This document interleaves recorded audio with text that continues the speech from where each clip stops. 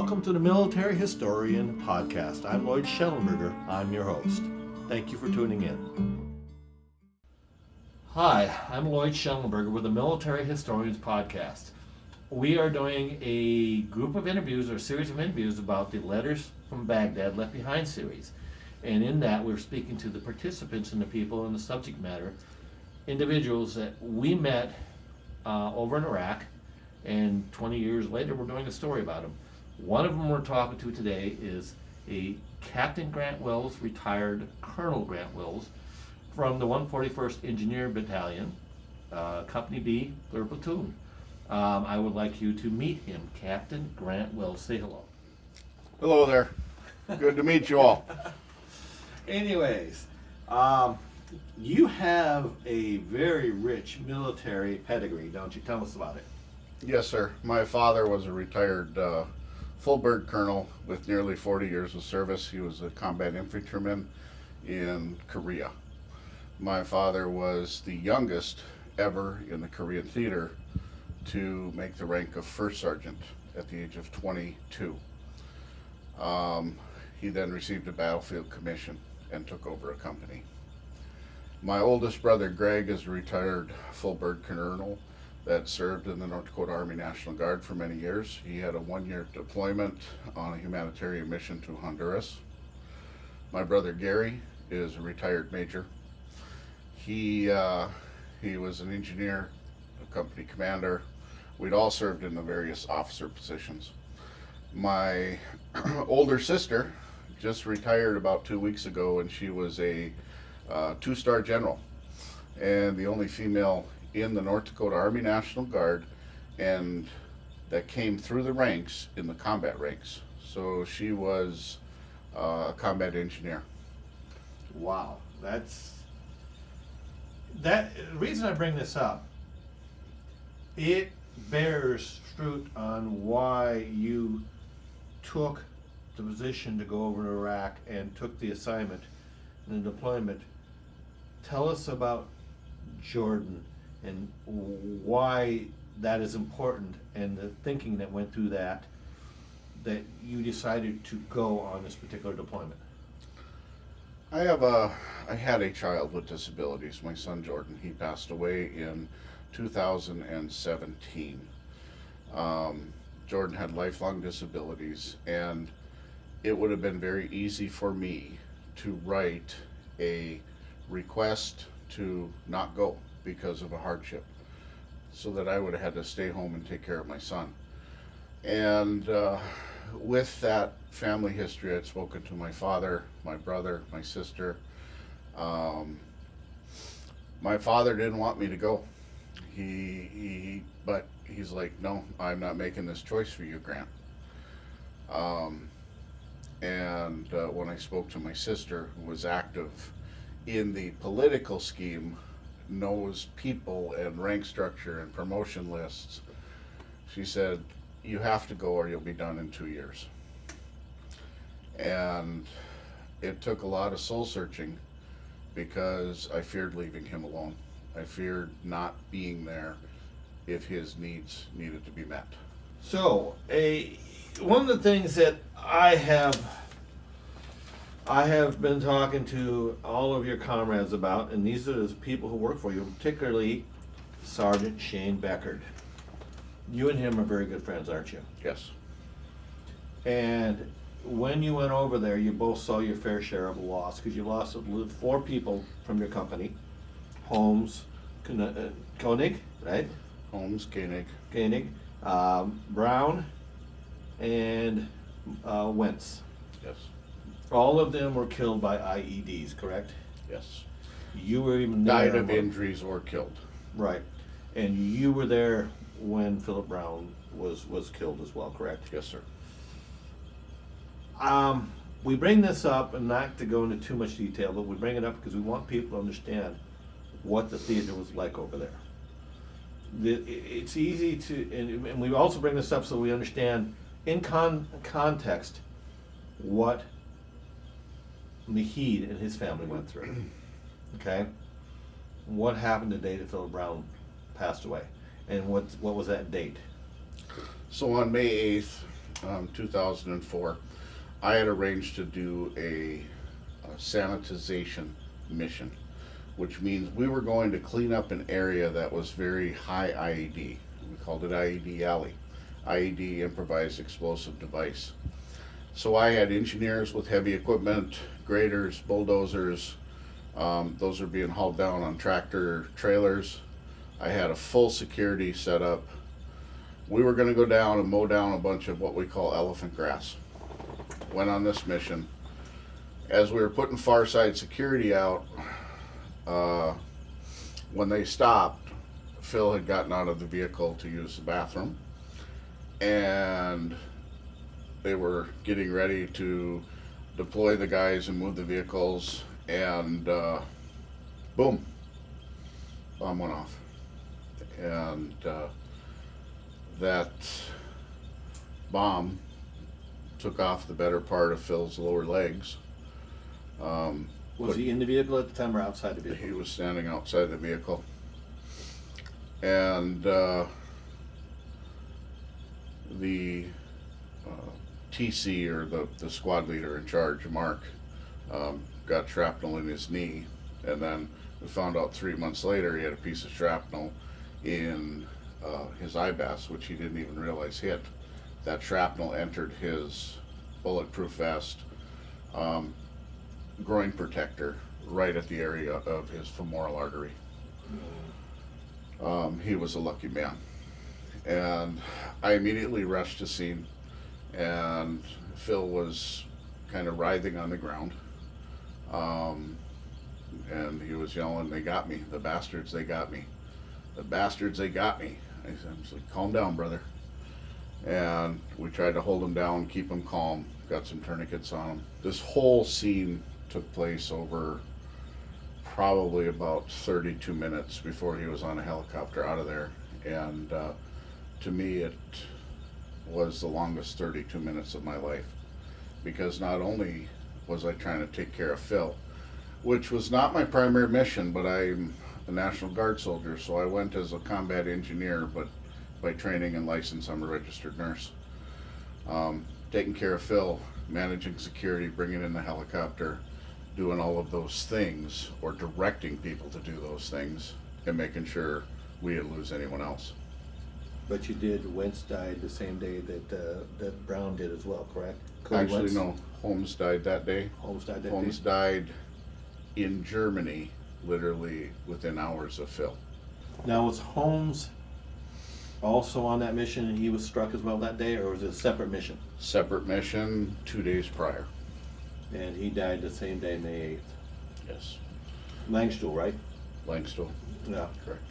So, I have to believe, because I had some time to speak to your Sergeant Becker, it is obvious that every one of these things had deep impact on you over there.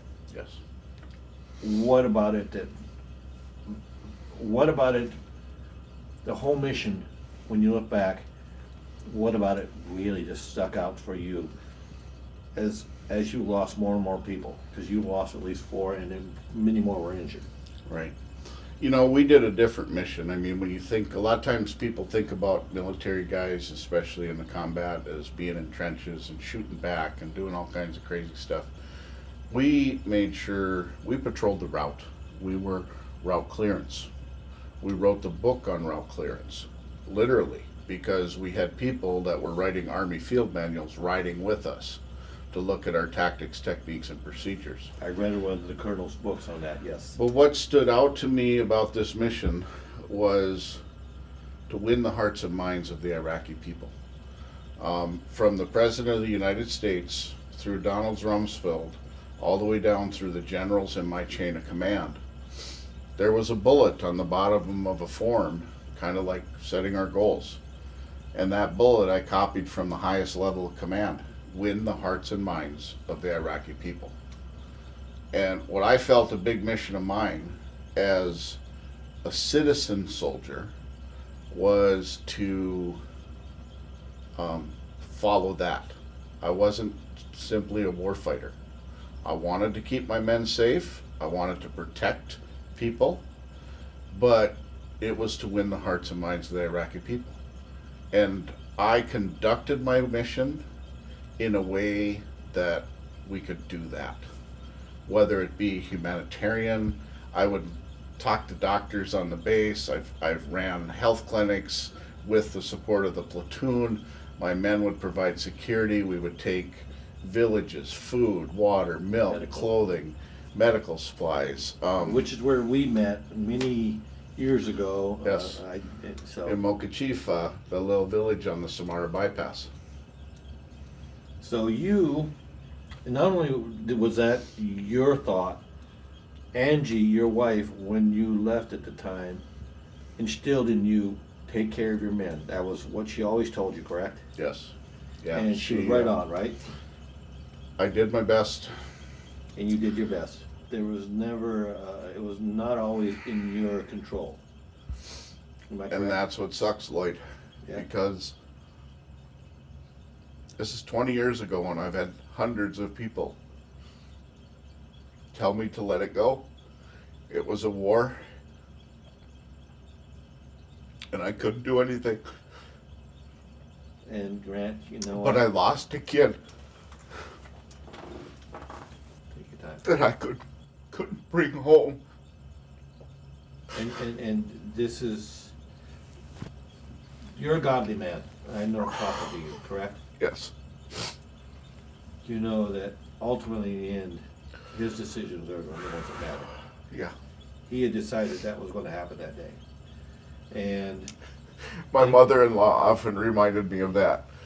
She was a big study of C.S. Lewis, and she sent me some stuff from his book that says we're all part of the play. And being an author and a producer, you know that all the world is a play.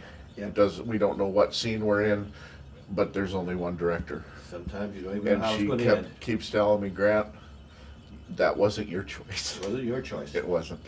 Same way with April. I can't, the medic who keeps believing she could have done something for Lance, we both know there's nothing she could have done. One of the things you did, the things that you found some ray of hope in was you met a man in March by the name of Majid and his family. He was married to a lady by the name of Fatima. You have since become great friends with the family, Fatima and her children. And you are very much a father figure to them because you have made sure that you brought them under your protection, brought them back.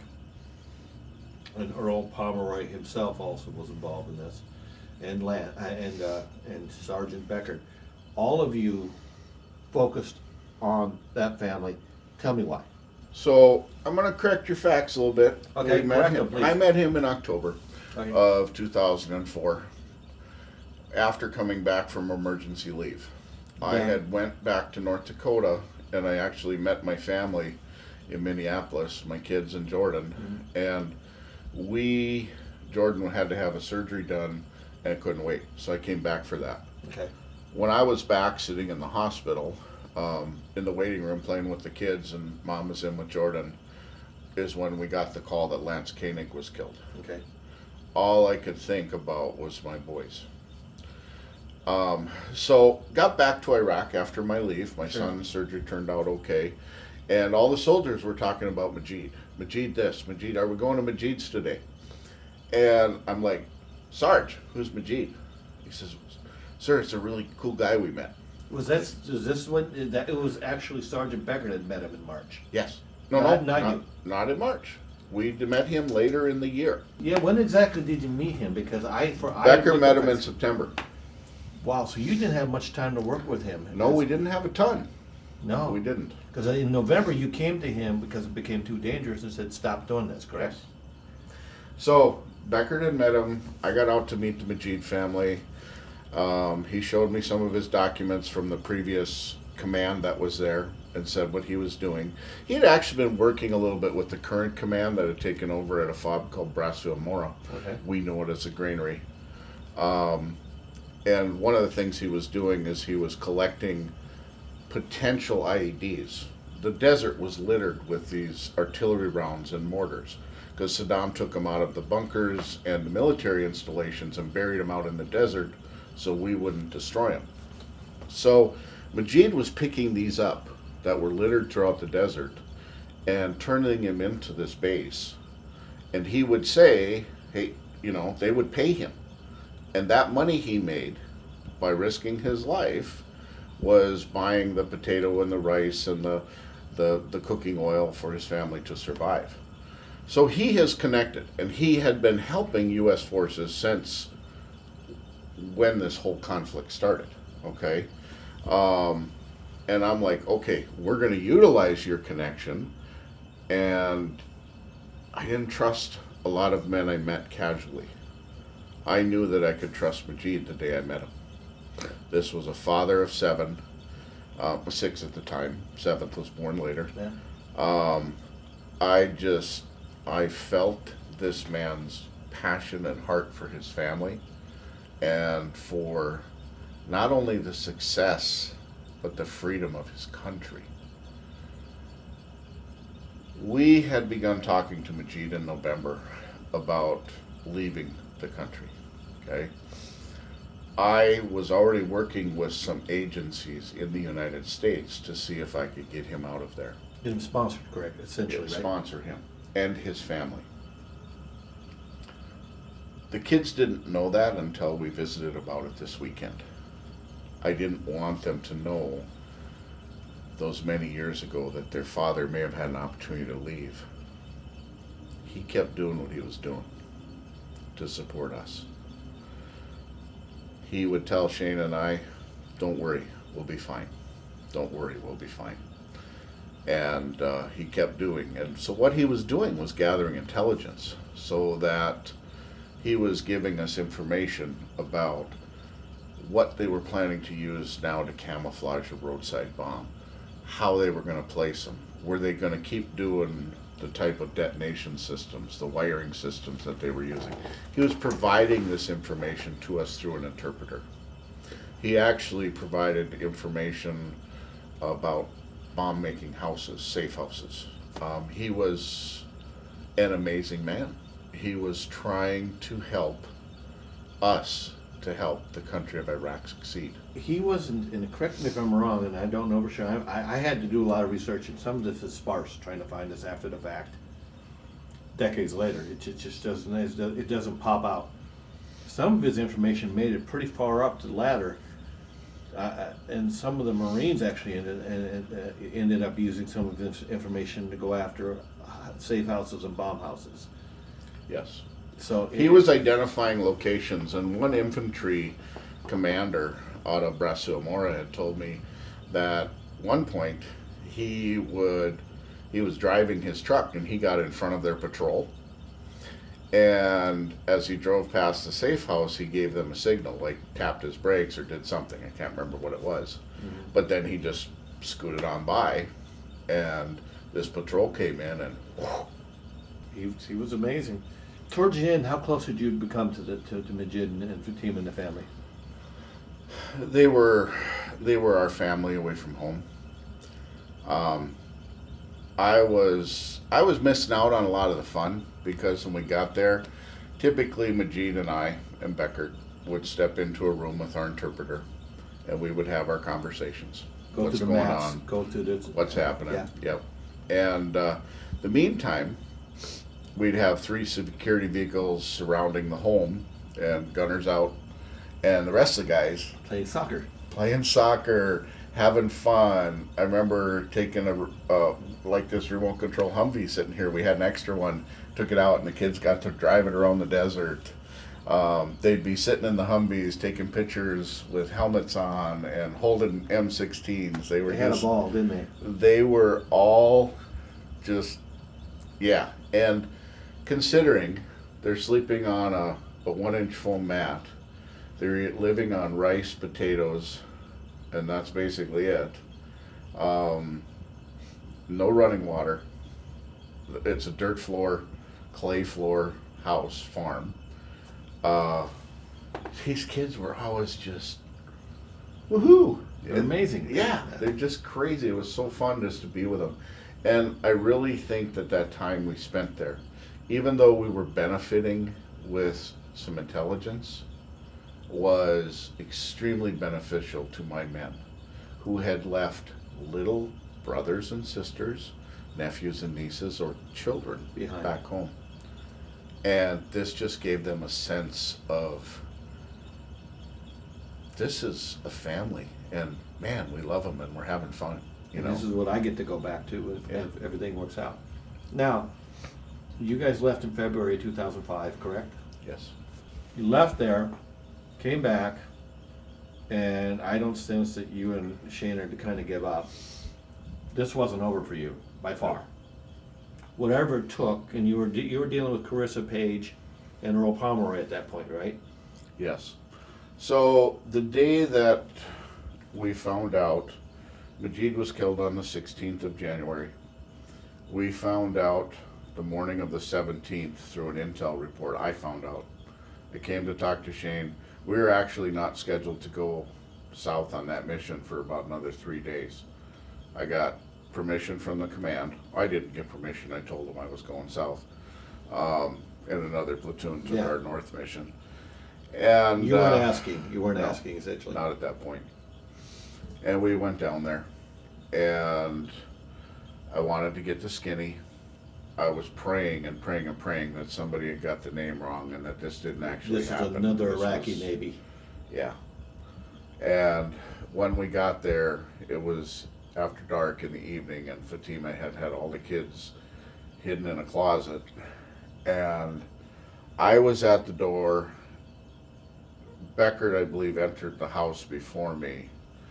And the mom, Fatima, who had been very proper and very appropriate the entire time we've been around them. I mean, she kept her face covered, her hair, she prepared meals, she was please and thank you. Very culturally appropriate. She would not touch an American soldier at that point. Sure. She literally jumped 6 feet. I mean, you and I are about 6 feet apart right now, but she jumped 6 feet, threw her arms around Sergeant Beckert, and said, "We go America?" And Shane said, "Yes." When I got back from mission that night, I sent all of the congressional delegations of North Dakota an email explaining this family and this man. And I said, "I need your help." I told Fatima that night before we left, I said, "You get out of here." And she says, "No, we can't. They have Omar." Because her oldest son had been kidnapped the day that Majid was killed. But they had him, and just so they know, I believe what I was told, Omar was with the Iraqi National Guard at that point. They had been the ones that picked him up. Not initially. Initially, he was taken by Majid's relatives and taken to Tikrit. Okay. And then the Iraqi National Guard, along with Fatima's brothers, helped recover him from Tikrit. And then they kept him and didn't reconnect him with Fatima till they knew it was safe. And let's take this one step further. Not only did you go down and see her, unfortunately the terrorists came back a couple days later, right? And decided they wanted to take the whole family out. Am I right or wrong, what they weren't aware of, there was an ambush waiting for them. Yes, they were being protected. They were being protected by not only us, but just near their home was a new Iraqi army base that the 141 engineers actually helped build. Okay. And when they came back, because I stopped into that base and I said, "You've got this house right here." I said, and I'm talking to Iraqi officers now, lieutenants and captains, okay? And I'm telling them, nothing happens to this family. And I don't remember a lot of details there. I don't know if Shane had set something up, but people came in and there was return fire. And if it was from the Iraqi nationals or from us, I hate to say something wrong here. They didn't have free reign to kill the family, essentially. No, they ran into heavy resistance. yeah, no, they did. They may have not even gotten out of court. And so the night, the next visit, when we came rolling in, we had Iraqi soldier guns trained on us as I'm rolling in. And I'm like, no, back to American, back down. Because these guys, I told them, protect her. Yeah, high alert. But they didn't have night vision yet. They couldn't see that I'm coming in there with, 3 Humvees and a couple of 5 tons. So, got there. Those 4 or 5 days, I'm sorry, Lloyd, are just kind of a blur. And I know that, if I go back and look at my emails and all this stuff, I'll have it legit. But the thing is, we told her to get out of there. When Omar was back, I said, you get safe. You go where you can be safe. You call your brother and tell him where you are, because I had brother's phone number. Brother was already living in the United States. Ali, after having been a refugee in a camp in Saudi Arabia after the first Gulf War. Right. And then he was assisting in training and teaching American soldiers cultural aspects and fighting techniques of the Iraqi army. So I had his contact. And so then shortly after that, we're packing up and we're going home. I know. And that was extremely hard. I had no idea. Where was Fatima? What, is everyone okay? But she had already at that point gone down to southern Baghdad. To Baghdad, yep. Okay, and from what I spoke to her, nobody was going to get anywhere near her because they were in a house, not going anywhere at that point. Yeah, they were sequestered. I mean, her parents locked her down. And the kids. Yep. Okay? Yep. So let's take a step further. You go back, you realize that the only thing you now can do is use political influence to get her out. And that's where Pomeroy comes in. Yes. How did you and Pomeroy and Carissa Page approach that? So when I knew they were safe, I contacted Ali, and I was already in frequent communication with Carissa Page. So instead of all 3 of the North Dakota representatives taking on a piece of this, they had met, and Earl says, I got this. And one of his amazing assistants, Carissa, and I were almost communicating daily. Carissa Page, right? Yes. And so we started working plans and details to get them out of the country, to get them from Baghdad to possibly Jordan, and a flight out of Jordan into the United States. We didn't really know where they were going to go or what they were going to do, but we were trying to get them out of Iraq. Then it turned out we started working with Lutheran Social Services and under their immigrant program. And we're like, okay, well, we can do this. We're going to bring them to North Dakota. And somewhere in this process, probably a week after I got home to the U.S., Carissa Page came up with, we're going to bring them here under special public benefit parole. Now, there have been like 49 parolees granted out of Iraq at this point. Doesn't happen very often. No, it's rare. But under that benefit, we had to raise money to take care of all of the needs. Medical, clothing, food, housing, the works. There's a minimal amount of money needed to be raised in order to qualify. Yep. And so Beckert and I got in touch with some local hosts. One of them was Scott Hannon, and he had actually interviewed Beckert and I when he hosted the Hannity show, and we're standing on our rooftop in Iraq. He had a radio show, right? Yeah, Scott Hannon had a local, but he was also the stand-in for Hannity. Yeah. And we had done interviews with them and told them about this family. He started telling the story on the radio. Then we started having fundraisers. We were selling hot dogs and Coke. And while people were listening, driving around, listening to the story as told from my eyes, Shane's eyes, many of our soldiers that came to help with these fundraisers, there were people coming in buying a hot dog and a Coke for $100. Wow. And driving away. Said, thank you for everything you've done.